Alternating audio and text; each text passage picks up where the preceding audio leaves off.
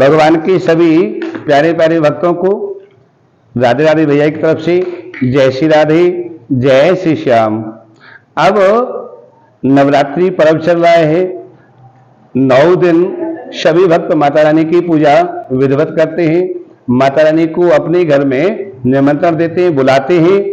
तो अब 18 अक्टूबर 2023 दिन बुधवार को कौन सी देवी की पूजा है, तो सभी भक्तों को बता देते हैं कि 18 अक्टूबर दिन बुधवार को जो आने वाली शक्तिपीठ है वो कूष्मांडा माता की पूजा होती है। अब कूष्मांडा की पूजा में हम जायफल नहीं दे सकते, कूष्मांडा मैया को जायफल नहीं दिया था।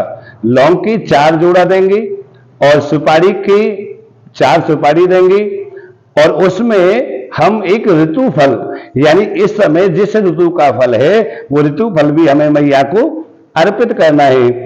और मैया को जैसे हम ऋतु फल अर्पण कर देंगे उसके पश्चात में नैवेद्य यानी थोड़ा मीठा भी अवश्य दें और मीठा देने के पश्चात में अपने सुख शांति की मैया से कामना करें और पूजा अर्चन के पश्चात में आरती मैया की करें और आरती के पश्चात मैया से क्षमा अवश्य मांगे। क्यों? क्योंकि जो कूष्मांडा मैया है यानी नवरात्रि के पर्व में चौथी दिवस यानी चौथी नवरात्रि को कूष्मांडा की पूजा होती है। कूष्मांडा मैया की पूजा करने से अगर वो हमारे ऊपर करुणा कृपा बरसाएं तो हमारे घर में जितने भी रोग आ जाते हैं यानी आदि व्याधि जरा जो रोग हमारे घर में प्रवेश हो जाते हैं तो सभी रोगों से कूष्मांडा की पूजा करने से मुक्ति मिलती है।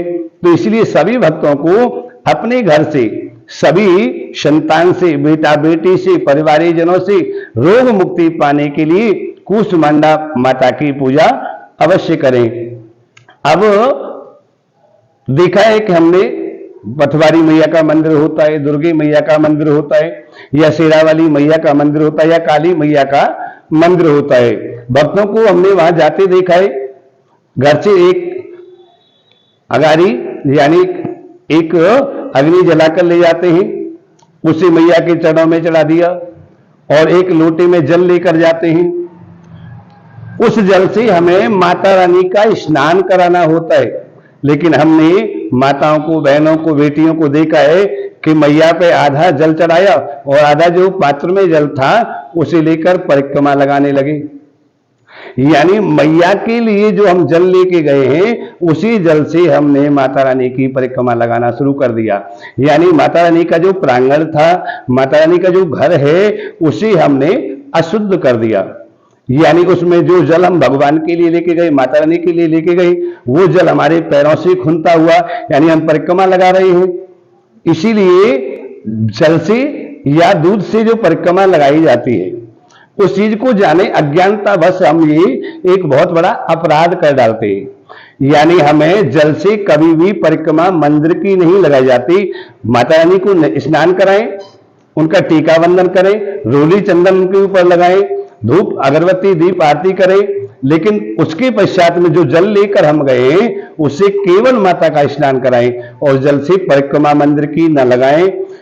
क्यों? क्योंकि एक तो गोवर्धन महाराज की दूध से या जल से परिक्रमा लगाई जाती है, गंगा जल से भी हम गोवर्धन की परिक्रमा लगा सकते हैं। और जिस समय हमारी राधा रानी की पूजा करते हैं, राधा रानी मैया के दरबार में जाते हैं तो वहां भी हम दूध से परिक्रमा लगा सकते हैं। बाकी किसी मंदिर की जल से या दूध से परिक्रमा नहीं लगाती, वो देवता पे चढ़ाना होता है। जय श्री राधे, जय श्री श्याम।